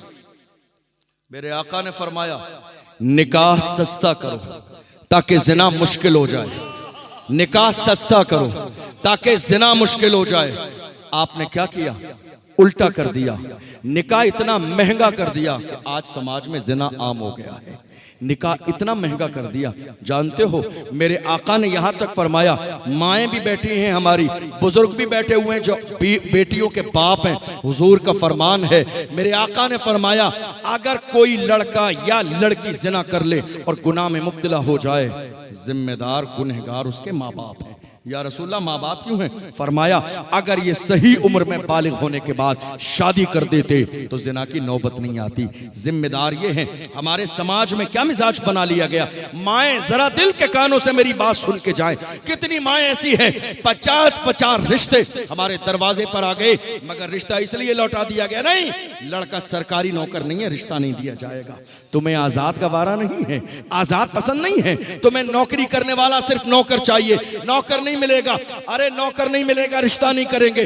नौकर किस लिए चाहिए? वो ज्यादा पैसे कमाएगा। नहीं मेरे इंसान, नहीं मेरे अजीज, तू नादानी कर रहा है। ये मत सोच कि तेरी बेटी को रिस्क देने वाला ये लड़का है, रिस्क देने वाली रब की जात है। ये शौहर है, जरिया और वसीला है, रिस्क देने वाली जात मेरे रब की है। ये न सोचो कि लड़का सरकारी नौकर हो, बल्कि ये सोचो कि लड़का शरीफ हो, दीनदार हो, शराबी न हो, जुआरी न हो, अय्याश न हो, मक्कार न हो, बदकार न हो, गुनाहों की दहलीज पे कदम न रखा हो। दीनदार लड़का मिले, अपनी बेटी को निकाह के साथ रुखसत कर दो। और कई बार हमने कई जगह जलसों में गए, लोगों ने कहा हजरत आप सब जगह तकरीर करने जाते हैं, कोई अच्छा रिश्ता हो बताइएगा। एक दिन वो मिले, हमने कहा एक रिश्ता है, बता दिया कैसा रिश्ता है। सुन रहे, मेरी बात समझ आ रही है आपको? रिश्ता कैसा है? हमने कहा बहुत अच्छा रिश्ता, बताइए। हमने कहा रिश्ता इतना अच्छा है, लड़की 5 वक्त की नमाजी है, फजर के बाद रोजाना कुरान का 1 पारा पढ़ती है, बाप हाजी साहब हैं, भाई पल्लेदारी मजदूरी करता है, रिश्ते हलाल कमा के लाता है, बहुत करोड़पति तो नहीं है लेकिन दीनदार घराना है, हलाल खाते हैं, शराब जुए सकते, तमाम गुनहगारों से गलत कामों से दूर हैं। सब कुछ बता दिया। कहते हैं हजरत कोई अच्छा रिश्ता बताइए। क्या अच्छा रिश्ता बताइए? हमने कहा खुल के कहिए, इस अच्छे को लफ्ज़ मालदारी से तब्दील कर दीजिए कि मालदार रिश्ता बताइए। इससे अच्छा रिश्ता क्या मिलेगा? आज के ज़माने में लड़की 5 वक्त की नमाजी है, इससे अच्छा रिश्ता क्या मिलेगा? लड़की कुरान फजर के बाद पढ़ रही है, इससे अच्छा रिश्ता क्या मिलेगा? बाप हाजी है, 5 वक्त का नमाजी है, बेटा रिज़्क़ हलाल कमाता है, इससे अच्छा रिश्ता क्या मिलेगा? मैं तो हैरान हूँ उन बूढ़े माँ बाप की अक्लों पर जो शादी से पहले रट लगाए बैठे हैं, बेटे को 4 व्हीलर चाहिए। अरे नादान और गाफिल माँ बाप, सुनो तो सही, ये 4 व्हीलर तुम्हें इस्तेमाल करने को नहीं मिलेगी। तुम क्यों मांग कर बुरे बन रहे हो? तुम क्यों मांग कर जुल्म कर रहे हो? तुम क्यों मांग कर अपने बेटी की जिंदगी तबाह और बर्बादी के दहाने पर ले जा रहे हो? नहीं मेरे अजीजों, किसी के देने से जिंदगी नहीं गुजरती है, सही माना में देने वाली जात मेरे रब की है। रिश्ता इस बुनियाद पर मत करो। मेरे आका फरमाते, जो मर्द किसी लड़की से रिश्ता मालदारी की वजह से करेगा, अल्लाह उस मर्द को और ज्यादा मोहताज कर देगा। हदीस में लिखा है, मैंने अपनी तरफ से नहीं कहा। जो लड़का लालच में मालदारी की शादी करेगा, आज हुआ क्या, हमारी बच्चियां जवान हो गई मगर हमने जहेज का सामान इकट्ठा करने के बहाने बेटियों को रुखसत नहीं किया। और अगर हमारे बेटे जवान हो गए, हमने दौलत के नाम पर के नहीं साहब इंतजाम नहीं हुआ है तो हम उसके बाद शादी करेंगे। नहीं मेरे अजीजों, इस्लाम ने ये मिजाज दिया, तुम अपने बेटे को बालिग हो जाने के बाद में जिम्मेदारी उस पर डाल दो। ये मत सोचो किसी गरीब की बेटी आएगी, इंतजाम कहाँ से होगा? जिस तरह रिस्क अल्लाह तुम्हें देता है, आने वाली बेटी का रिस्क भी अल्लाह के इख्तियार में है, देने वाली मेरे रब की जात है। लेकिन कोशिश करो तुम शादी जल्दी करोगे। मेरे रसूल ने फरमाया, बेहतरीन निकाह वो है जिसमें दौलत कम खर्च की जाए। बेहतरीन शादी वो है जिसमें पैसे कम खर्च किए जाएं। नुकसान क्या है ज्यादा का मालूम है आपको? मिसाल के तौर पर एक शख्स की हैसियत शादी में अपनी बेटी के 1 लाख रुपए खर्च करने की, कितनी? सब बोलिए। 1 लाख रुपए खर्च करने की हैसियत एक इंसान की, खर्च कितने किए उसने? 10 लाख। ये 9 लाख कहां से आए?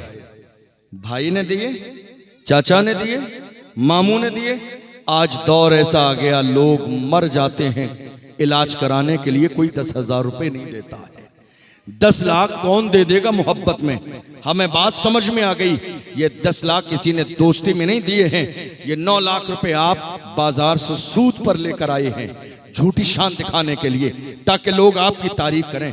आपने कभी गौर किया नुकसान क्या है इस झूठे दिखावे का? जितनी हैसियत है उतना जाहिर कीजिए। दिखावा हमेशा तकलीफ देता है, दिखावा हमेशा रुलाता है।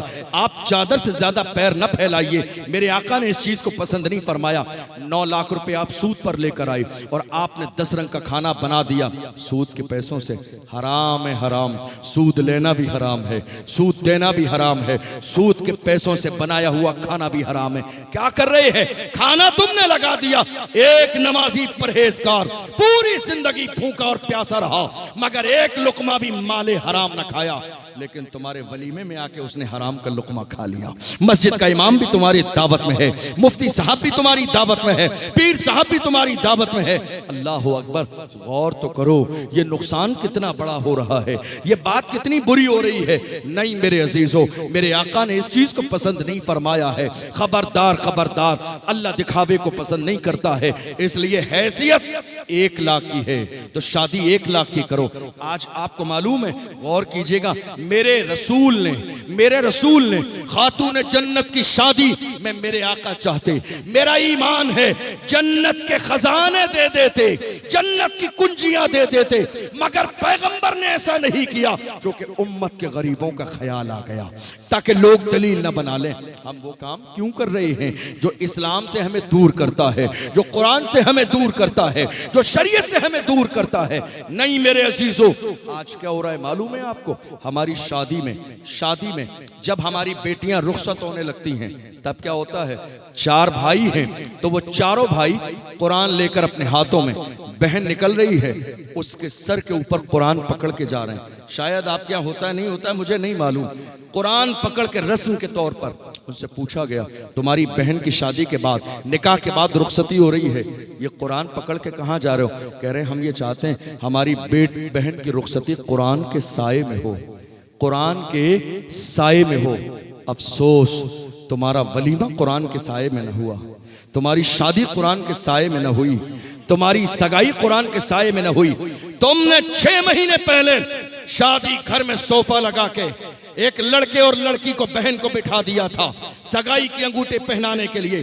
किसी मुफ्ती से जाके मसला पूछा कि इस्लाम में ये हराम है, नाजायज है, गुनाह है, ज़िना का एक हिस्सा है, इसलिए कि सगाई की इस्लाम में कहीं से कहीं तक कोई गुंजाइश नहीं है।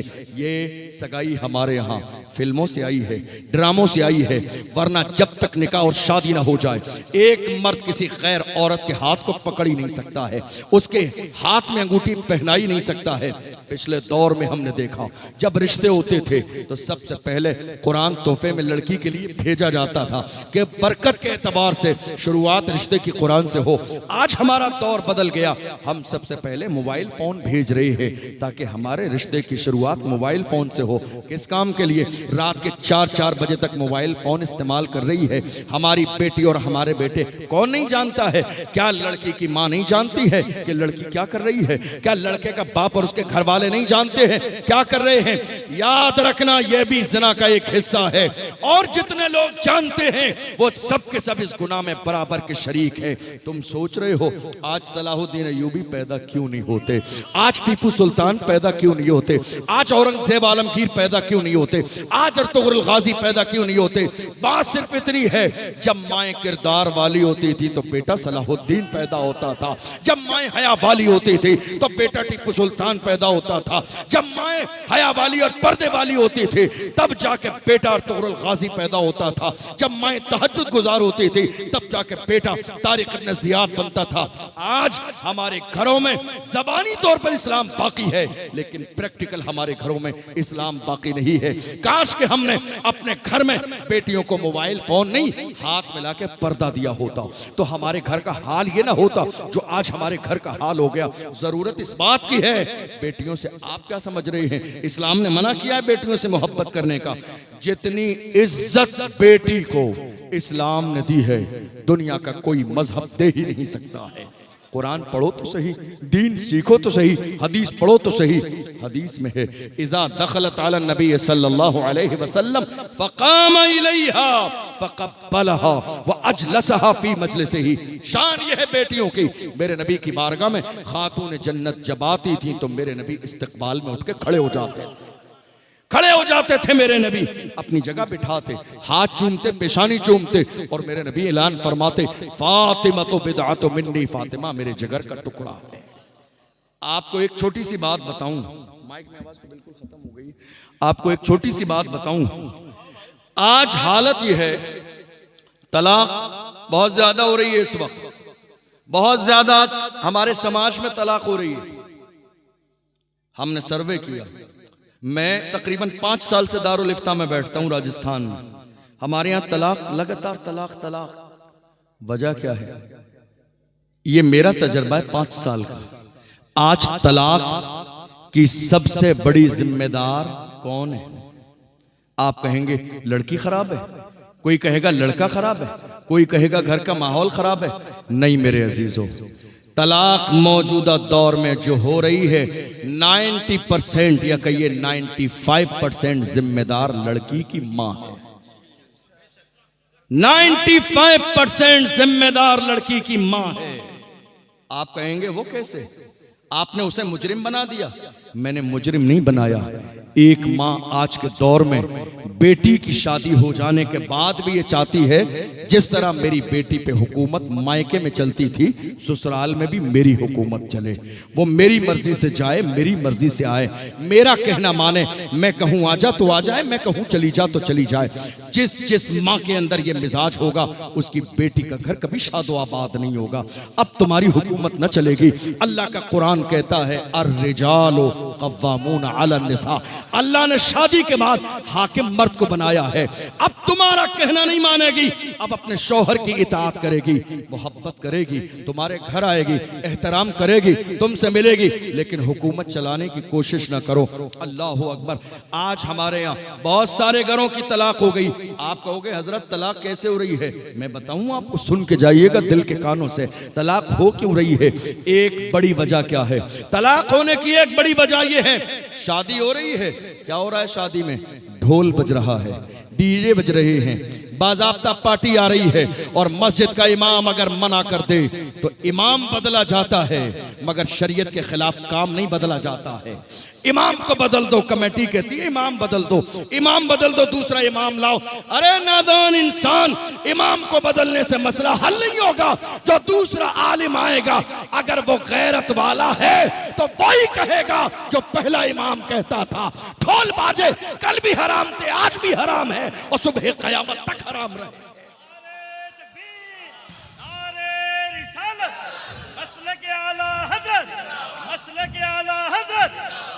मुझे बताओ, बेटा तुम्हें किसने दिया?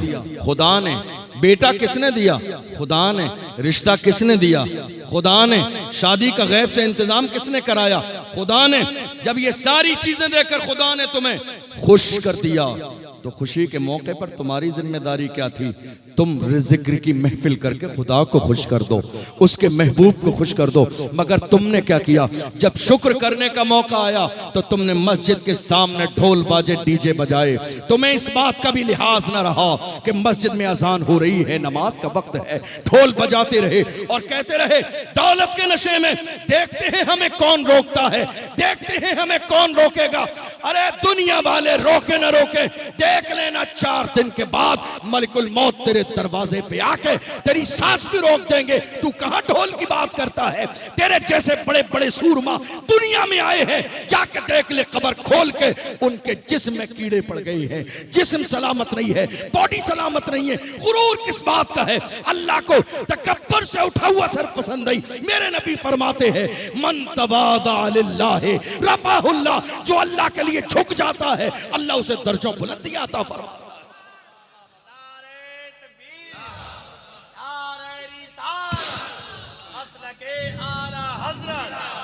मेरे आका सल्लल्लाहु अलैहि वसल्लम ने फरमाया, जिस काम की शुरुआत, देखो तलाक कहां से हो रही है, जिस काम की शुरुआत अल्लाह के जिक्र से होती है वो अधूरा नहीं रहता है, पूरा होता है। जिस काम की शुरुआत अल्लाह के जिक्र से, आपने शादी कैसे की?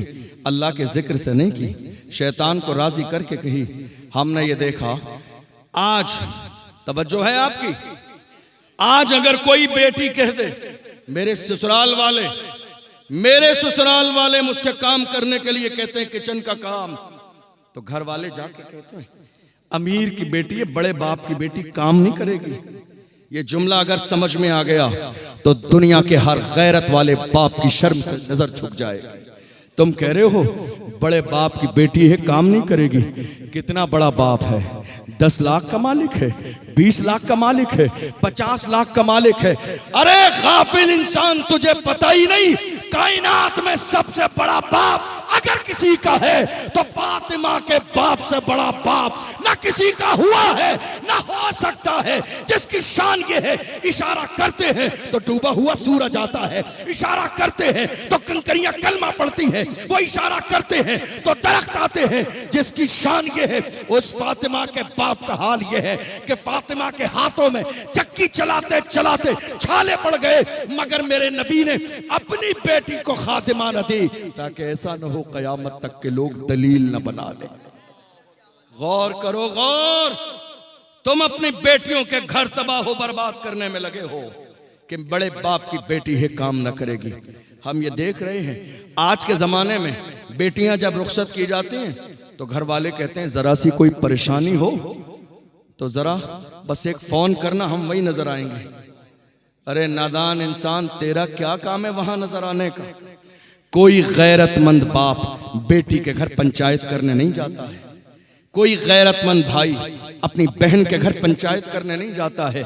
घर ऐसे शादो आबाद नहीं होते हैं, ऐसे घर जन्नत के गहवारे नहीं बनते हैं। एक खानदानी बाप अपनी बेटी को रुखसत करते वक्त कहता, बेटी आज के बाद तेरा असल घर तेरे शौहर का घर है। खबरदार लड़ना नहीं, खबरदार परेशान न करना, खबरदार झगड़ा करके मेरे दरवाजे पर मत आना।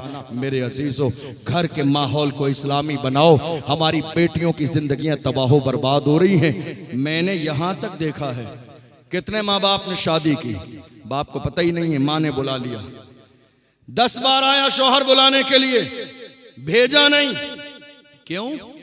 कहा जब तक 20 बार आके मेरे दरवाजे पे नाक नहीं रगड़ेगा भेजना नहीं है। 10 बार आया, जब उसके इज्जत नफ्स को ठेस पहुंच गई, उसने भी जाके कसम खा ली मर जाऊंगा, आऊंगा नहीं। तो अब इनको तलाश है किसी बाबा की कि कोई बाबा मिल जाए, ऐसा तावीज कर दे कि दामाद मेरी बेटी को बुलाने आ जाए। तुमने ऐसी नौबत ही क्यों आने दी? इज्जत तुम्हारी है तो इज्जत दामाद की भी है। बुलाने के लिए आ रहा है, इज्जत के साथ रुखसत कर दो। बड़े से बड़ा बादशाह भी अपनी बेटी को घर नहीं रख सकता। बेटी की असल जगह उसकी ससुराल में है।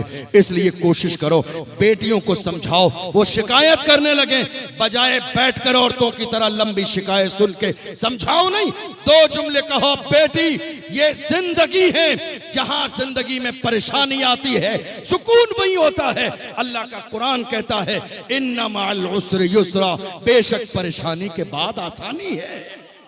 परेशानी पहले है, आसानी बाद में है। जो इंसान जिंदगी में जितनी परेशानियां बर्दाश्त कर लेता है, अल्लाह उतना ही बड़ा मकाम उसको अता फरमाता है। मेरे अजीजों, मोहम्मद अरबी के सच्चे गुलाम हो।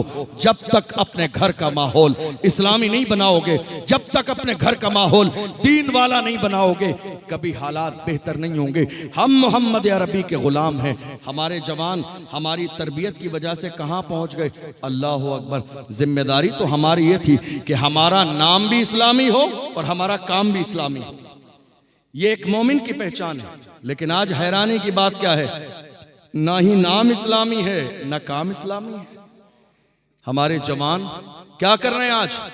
जिन जवानों के हाथ में घोड़ों की लगाम होनी चाहिए थी, आज उन हाथों में जंजीरें पड़ी हुई हैं, उन हाथों में कड़े पड़े हुए हैं, उनके गले में लोहे की जंजीरें पड़ी हुई हैं, महज फैशन के नाम पर। ए मोहम्मद अरबी के गुलामों, तुम कहते हो हुजूर का दामन नहीं छोड़ेंगे, हुजूर के नाम पे जान दे देंगे, तो आओ तुम एक तरफ अपनी मोहब्बत के जुमले रखो। मैं तुम्हें एक हदीस सुनाता हूँ। ईमान वाला कैसा होता है, गुलाम कैसा होता है, एक आशिक कैसा होता है। एक जानिसार हुजूर की बारगाह में आए, सोने की अंगूठी पहन कर आ गई। मर्द के लिए सोना पहनना हलाल नहीं है। मेरे नबी ने नाराजगी का इजहार फरमाया, फरमाया, उतार कर फेंक दी कि मर्द के लिए जायज नहीं है। हुजूर तशरीफ ले गई, महफिल खत्म हुई, वो भी जाने लगे। लोगों ने कहा जो तुम्हारी अंगूठी फेंक दी है उठा के ले जाओ, तुम्हारे लिए जायज नहीं है, घर की औरतें पहन लेंगी, उनके काम आएगा। देखो ईमान वाले कैसे होते हैं। उन्होंने कहा अल्लाह की इज्जत की कसम, जो चीज मेरे नबी को पसंद नहीं, जो चीज मेरे आका को पसंद नहीं, जो चीज रहमतुल लिल आलमीन को पसंद नहीं, उसको उठाना तो बड़ी बात है, उसकी तरफ देखना भी मेरी मोहब्बत को गवारा नहीं है। उसको उठाना तो बड़ी बात है, उसकी तरफ देखना भी मेरी मोहब्बत को गवारा नहीं है। याद रखना, हम अल्लाह वालों के दामन से वाबस्ता क्यों होते हैं, हम मुरीद क्यों बनते हैं, किसी अल्लाह वाले के गुलाम उसके शैदाई और फिदाई क्यों बनते हैं। हम अल्लाह वालों के दामन से वाबस्ता इसलिए होते हैं कि हमें सिलसिले का फैज मिले, हम गुनाहों से दूर होकर हिदायत के रास्ते पर अमल करने लगे। गुनाहों के लिए मुरीद नहीं बनते हैं, गलत कामों के लिए मुरीद नहीं बनते हैं। जवानों आओ अहद करो, शराब नहीं, जिना नहीं, बदकारी नहीं, अय्याशी नहीं, माँ बाप की नाफरमानी नहीं। कहाँ है जवान शराब के नशे में? क्या कहा मेरे नबी ने? जवान कह रहे हैं हजरत शराब नहीं है, एनर्जी ड्रिंक है, नाम बदल देने से शराब की हुर्मत में कमी नहीं आएगी। जो हराम है वो हराम है, तुम्हें अंदाजा भी नहीं है। मेरे आका ने फरमाया तमाम गुनाहों की जड़ अगर कोई है तो वो शराब है। उम्मुल खबाइस कहा गया हदीस के अंदर। इंसान जब शराब पीता है तो शराब पीने के बाद फिर जितने भी गुनाह होते हैं उससे हो जाते हैं। मैं एक छोटी सी मिसाल के जरिए, मैं 10-5 मिनट में अपनी बात मुकम्मल करने लगा हूं, एक छोटी सी मिसाल के जरिए समझाऊं। एक इबादत गुजार बंदे को एक बदकार औरत ने बहाने से बुलाया और बुलाने के बाद घर का दरवाजा बंद कर लिया। जब वो नेक इंसान दाखिल हुआ तो नेक इंसान के दाखिल होने के बाद दरवाजा बंद किया और दरवाजा बंद करने के बाद उसने कहा अब तुझे जाने नहीं दूंगी सलामत, तेरे पास 3 ऑप्शन हैं। सुन रहे हैं आप? बातें कर रहे हो? क्या है? 3 ऑप्शन है तेरे पास, जाने नहीं दिया जाएगा। पहला ऑप्शन, एक बच्चा है, या तो इसे कत्ल कर दे। एक प्याले में शराब है, या तो शराब पी ले, या मेरे साथ जिना कर ले। ये 3 ऑप्शन है तेरे पास, तीनों में से कोई एक करना पड़ेगा वरना जाने न दिया जाएगा। शोर मचा दूंगी, तूने मेरे साथ ज्यादती की है तो तू बच नहीं पाएगा। इज्जतदार इंसान को अपनी इज्जत बड़ी प्यारी होती है, वो किसी भी कीमत पे ना तो कत्ल करने के लिए तैयार, ना जिना करने के लिए तैयार। आखिर में उसके दिल में ख्याल आया, उसको लगा कि सबसे छोटा काम है, एक प्याला शराब उठा के पी लूं, ना कत्ल करना पड़ेगा ना जिना करना पड़ेगी। अल्लाह अकबर। शराब का प्याला उठा के पीने के बाद उसने शराब के नशे में उस बेटे को भी कत्ल किया, उस औरत से जिना भी किया जिस काम के लिए वो शराब पीने से पहले राजी नहीं था। गौर तो करो, शराब के नशे में इंसान शराब के नशे में ना होने से पहले जिस काम के करीब करना नहीं चाहता है, मगर शराब के नशे में जिना भी कर रहा है, शराब के नशे में कत्ल भी कर रहा है। गौर तो करो, मेरे नबी ने इसीलिए फरमाया तमाम बुराइयों की जड़ ये शराब है, तमाम बुराइयों की माँ ये शराब है, फितनों का मंबा ये शराब है। जो इंसान शराब का आदी हो जाता है उसकी दुआएं रद्द कर दी जाती है। जो इंसान शराब का आदी हो जाता है, बल्कि मेरे नबी ने यहां तक फरमाया शबे बरात की अजीम रात, सुना है आपने? नहीं सुना है? कबीले बनु कल्ब की भेड़ की बकरियों के बालों के बराबर जहन्नमियों को जन्नती बनाया जाएगा, मगर शराब पीने वाला इस रात में भी बख्शा नहीं जाएगा, जिना करने वाला इस रात में भी बख्शा नहीं जाएगा जब तक कि वो सच्चे दिल से अल्लाह से तौबा न कर ले। जवानों, तुम शराब पीते हो, क्या सोच रहे हो कोई देख नहीं रहा है? अरे तुम्हारा ईमान कमजोर कैसे हो सकता है? तुम्हें पैदा करने वाला परवरदिगार देख रहा है। और अगर तुम नशा करना चाहते हो तो मैं तुम्हें नशा करने से रोकूंगा नहीं, मशवरा सिर्फ इतना है, नशा करना है दिल खोल के नशा किया करो, लेकिन लोकल वाला नशा मत किया करो जिसको करने से लोग नाली और नाले में गिर जाते हैं। नशा करना है वो नशा करो जो बिलाल हबशी ने किया, जो सलमान फारसी ने किया, जो सुहैब रूमी ने किया, जो हजरत अम्मार इब्न यासिर ने किया, जो हजरत सुमैया ने किया। कौन है बिलाल? नशे में है मुस्तफा के, मारा जाता है, घसीटा जाता है, पड़ा जाता है, मगर हाल ये है पुकार के कहते हैं तू हो के तुर शुरू मुझे काली हजार दे। ये वो नशा नहीं जिसे तुरशी उतार। मोहब्बत रसूल का नशा करो, इश्क रसूल का नशा करो, हुजूर की गुलामी का नशा करो। जब तुम हुजूर की मोहब्बत का नशा करोगे मर जाओगे।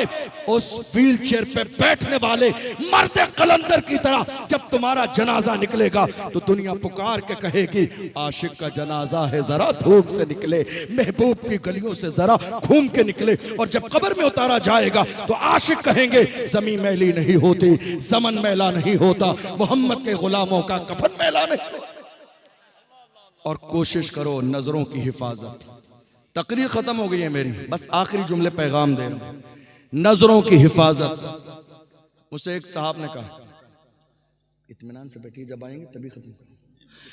अब हालत यह है कि हजरत हम ये चाहते हैं, तवज्जो है आपकी हजरत, दुआ कर दीजिए। किस बात की दुआ? हम ये चाहते हैं कि ख्वाब में हमें मुस्तफा का दीदार हो जाए। क्या हो जाए? कौन कौन चाहता है जरा हाथ उठा के बताइए। सुना है आप हर आशिक के घर तशरीफ लाते हैं, मेरे घर में भी हो जाए चरागा या रसूल अल्लाह। हर कलमा पढ़ने वाला, हर ईमान वाला ये चाहता है मुस्तफा का दीदार हो जाए। मैं आपसे बार बार इसलिए कह रहा हूं, आप समझ रहे, जाग रहे, ताकि मैं चाहता हूं कि एक एक बात आपके दिल पर नक्श होनी चाहिए, ताकि आज का ये जलसा कामयाब हो और हम कुछ न कुछ चंद बातें दीन की सीख कर जाएं। वही जलसा कामयाब है जिस जलसे से दीन की 4 बातें सीख के आप चले जाएंगे। जवानों ने कहा हजरत दुआ कर दीजिए, मैं हुजूर का दीदार करना चाहता हूं। मैंने कहा वहां नवाजने में कमी नहीं है, वहां फासलों की जियादती से इनायतों में कमी नहीं। कोई दूर रह के उवैस है, कोई पास रह के बिलाल है। वहां नवाजने में कमी नहीं है, लेकिन जरा गिरबान झांक के देखो, क्या तुम्हारी नजरें और आंखें हैं इस काबिल कि तुम यार का चेहरा देखो? जिन आंखों ने दिन के उजाले में और रात के अंधेरे में इंटरनेट पर जिना के मनाजिर देखे हो, जिन आंखों ने गुनाह के मनाजिर देखे हो, क्या वो आंखें इस काबिल हैं जो यार का चेहरा देखे? और जिनकी आंखों में वाकई हया होती है, पाकी होती है, वो वक्त का मुहद्दिस और फकीह जलालुद्दीन सयूती बेदारी के आलम में 70 बार हुजूर का दीदार करता है।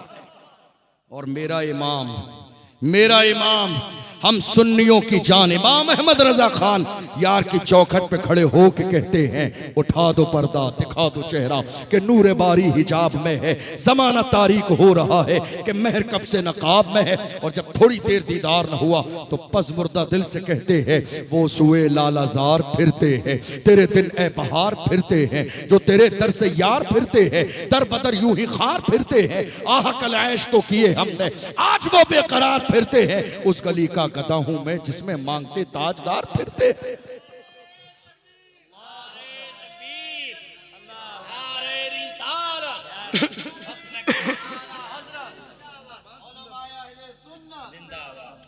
कुर्सी बढ़ा लो,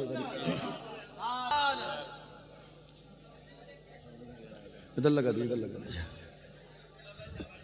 तशरीफ रखें आप हजरात, हमारे बड़े बेहतरीन खतीब इंशाअल्लाह, जिनका इनकलाबी बयान सुनकर आपका दिल बाग बाग हो जाएगा। आप कहेंगे बहुत ज़माने के बाद इतनी शानदार जानदार आपने तकरीर समाअत की है। बरेली शरीफ की सरजमीन पर से चलकर हमारे दरमियान तशरीफ लाएं। बेहतरीन खिताब होगा हजरत का, तशरीफ लाइए हजरत, आप तशरीफ रखें। हजरत का बेहतरीन खिताब चंद मिनट के बाद होगा। आप हजरत तशरीफ रखें, हजरत का चंद मिनट के बाद बेहतरीन खिताब आप समाअत करेंगे। तशरीफ रखिए आप हजरत। तो कोशिश कीजिए जब तक जिंदा रहें हुजूर के गुलाम बन के रहें, हुजूर के दीन पर अमल